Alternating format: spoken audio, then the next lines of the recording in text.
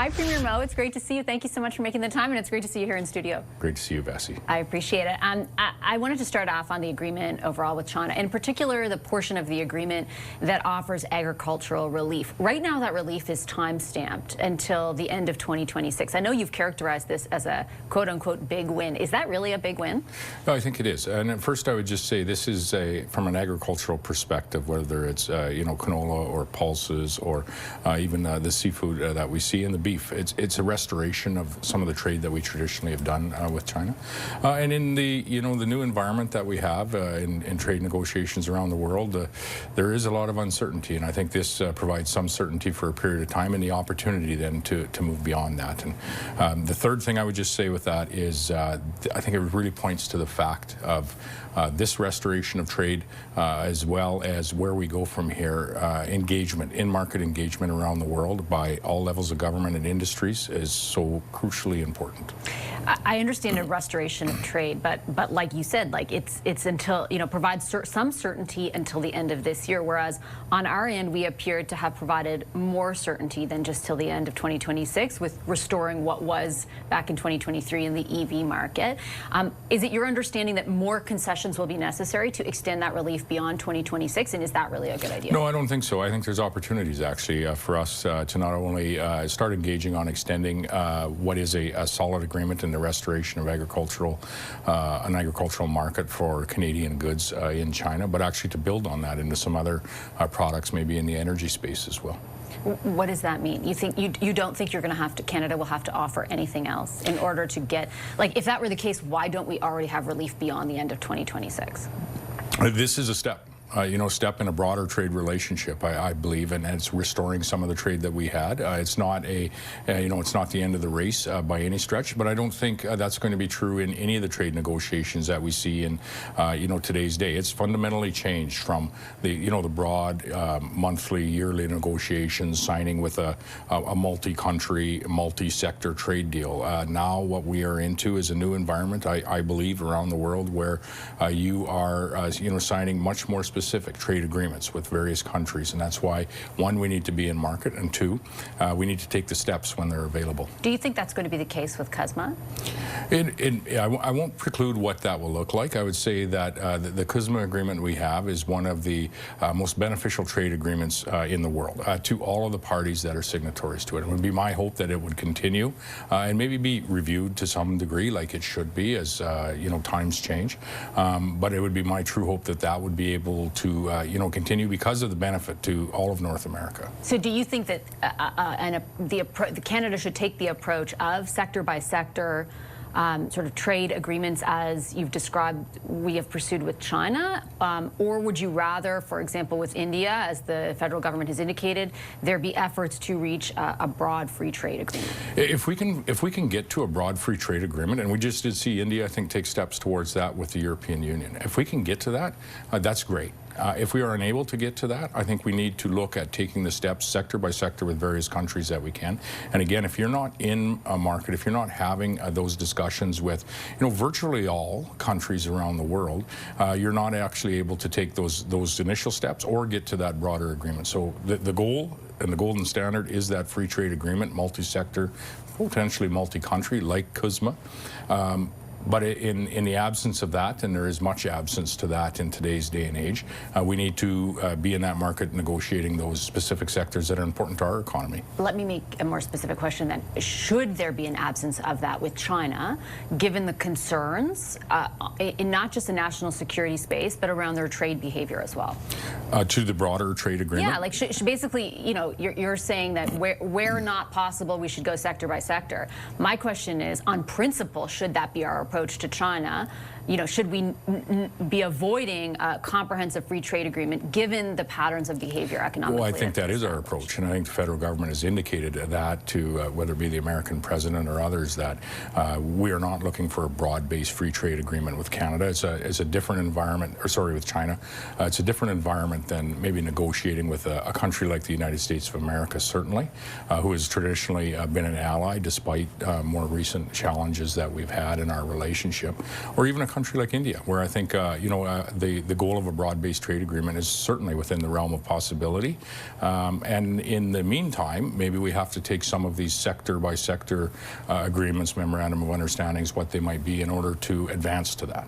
Do you have any assurances, based on, you've made 2 trips recently to China, do you have any assurances from China that they won't repeat the next time they're mad, for example, about some geopolitical stance that Canada is taking or some trade decision Canada has made, that they won't repeat the behavior they did last year and in 2018 and leverage the vulnerability the canola sector has on, China as an export market and hit them again hard? They've done it numerous times. I think 3 times in my time in this position. And so we as a province have often had to be able to, use our relationships to work through, whatever those trade irritants might be from time to time. This most recent time, they were much deeper with 100% tariff as opposed to something much more minor. And they're much more broad across the spectrum of products that they covered. So this was a much more significant reaction that China had than what we saw in 2018 or back, I think, in 2014-15 was the time previous to that. So, as trade relations evolve,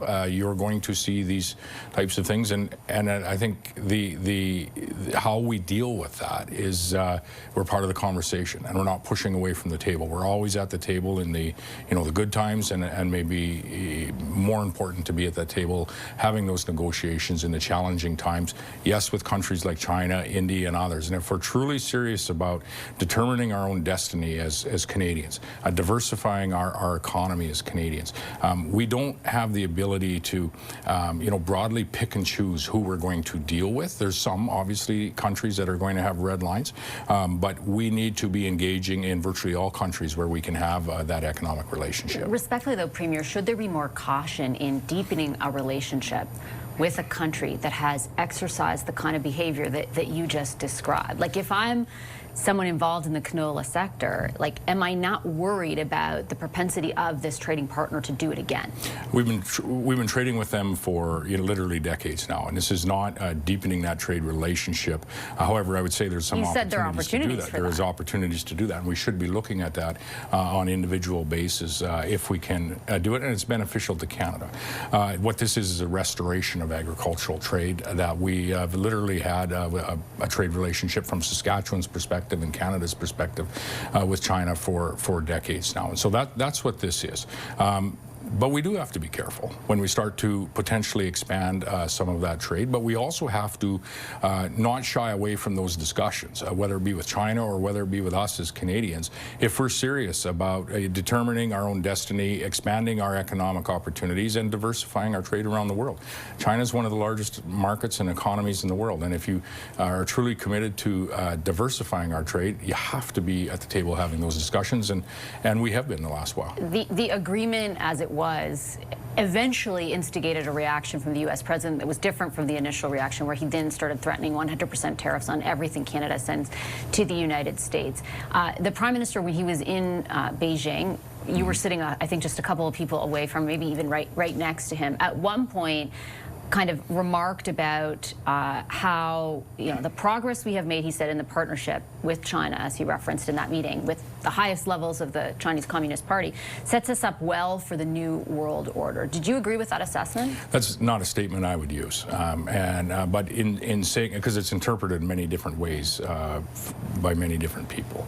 However, I would say this. When you look at the trade flux, the uncertainty that we have in that, those trading relationships around the world, including China, including the U.S., including we have tariffs from India that are on Canadian products right now.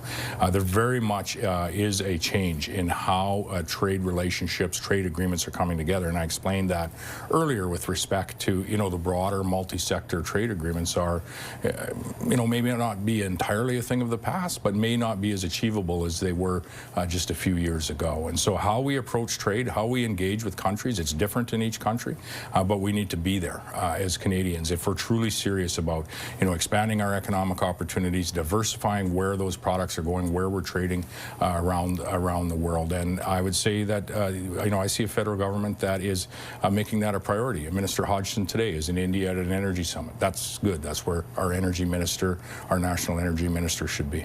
Do you reject the idea to be clear to Canadians watching now, of a so-called New World Order that China is leading. Yeah, that New World Order is not in any way something that I would have used in that term. I believe there's another opportunity for us as Canadians to engage from a trade perspective, as opposed to getting into broader discussions about, who is the superpower when it comes to, leading the world, whether it be in governance systems or what that might be. And so I think that's why those terms would not be used by me, is because there are multiple definitions and interpretations that people are going to dive into on that. The fact of the matter is, and Saskatchewan's position has always been one of, let's engage on a trade basis, whether it be with China, India, the United States of America. The United States of America, I would say, has been somewhat different with our relationship that goes beyond trade. They're our neighbor, they're our longstanding ally, despite significant challenges more recently. But with many of the other markets around the world, our focus is, how do we trade with you, and how do we advance our Saskatchewan, which is part of the Canadian economy. I'll leave it on that note. Premier, I appreciate your time as always. Thank you very much. Take care, Bessie.